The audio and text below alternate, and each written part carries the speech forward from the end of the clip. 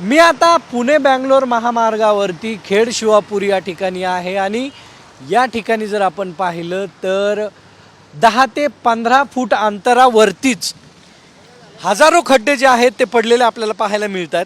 सर्वात मोठा खड्डा मी आता या ठिकाणी दाखवू शकतो। हा 10 ते 12 फुटाचा हा खड्डा आहे आणि एकाच ठिकाणी म्हणजे 20 फूट अंतरामध्ये किती खड्डे आहेत हे मोजून दाखवण्याचा मी प्रयत्न करतोय। आणि हा महामार्ग जो आहे तो नॅशनल महामार्ग आहे आणि यावरती अशा पद्धतीने जर खड्ड्यांची चाळण होत असेल तर याला सर्वस्वी जबाबदार कोण असा प्रश्न जो आहे तो आता उपस्थित होतोय। झालेल्या पावसामुळे हे चित्र जे आहे ते पाहायला मिळत आहे। मी आता खड्डे मोजायला सुरुवात करतो। या ठिकाणचा जर हा खड्डा पाहिला तर हा खड्डा 2 ते 3 फुटाचा आहे। हा पहिला खड्डा आहे, त्यानंतर हा दुसरा खड्डा, हा तिसरा खड्डा, त्याचबरोबर हा चौथा खड्डा या ठिकाणी आहे, हा 5वा खड्डा आहे आणि 6वा खड्डा जर आपण पाहिलं तर हा हायवेच्या बाजूचा खड्डा या ठिकाणी मी तुम्हाला दाखवतोय। याच पद्धतीने आपण सरळ पुढे जाऊया। पुढे गेल्यानंतरही अशाच पद्धतीने हे सगळे खड्डे जे आहेत ते आपल्याला पाहायला मिळतात।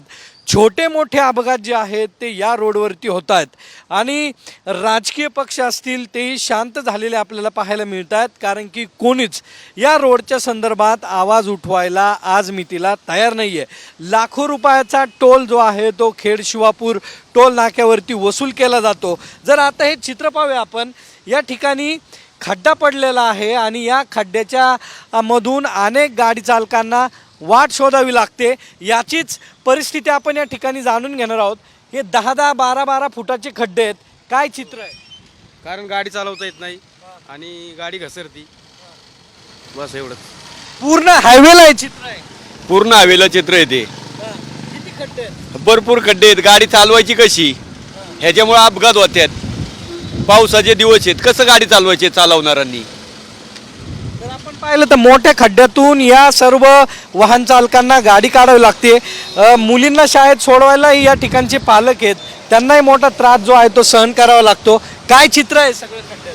काय होतं या ठिकाणी, आता मुलांना शाळेत सोडायचं म्हटलं तर गाड्या पण येत नाहीत आता शाळेत सोडायला, त्यामुळे आता 2 व्हीलरवर जावं लागते। 4 व्हीलर गाड्या सगळ्या शाळेला होत्या ना, त्या पण बंद झालेल्या आहेत या खड्ड्यांमुळं, कारण त्यांचं ह्याचं मेंटेनन्स जास्त होतंय आणि परत हे शासनाचा जास्त त्रास देतात लोक।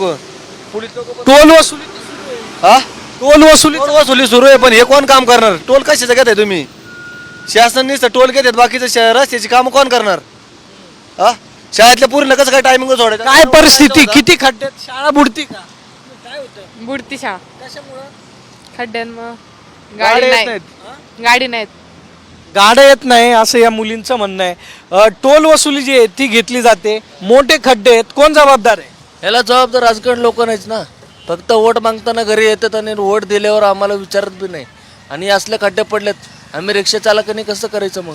नक्की आपण जर पाहिलं तर अजूनही टेम्पो ड्रायव्हर आपल्या बरोबर आहे, आपण बातचीत करणार। तुम्ही अख्खा पुणे बँगलोर रोडवरून आलात, काय खड्ड्यांची अवस्था आहे आणि टोल वसुली तर सुरू आहे? टोल वसुली तर कायम चालूच आहे, बंदच नसती, कायमचीच बंद झाली पाहिजे।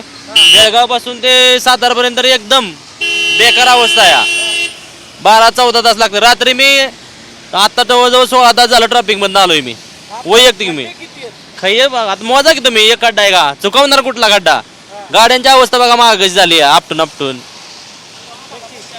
की जर आपण पाहिलं तर ही खड्ड्यांची अवस्था आहे, अनेक गाड्यांचं नुकसान होत आहे, कोण जबाबदार आहे याला सगळ्या गोष्टीला?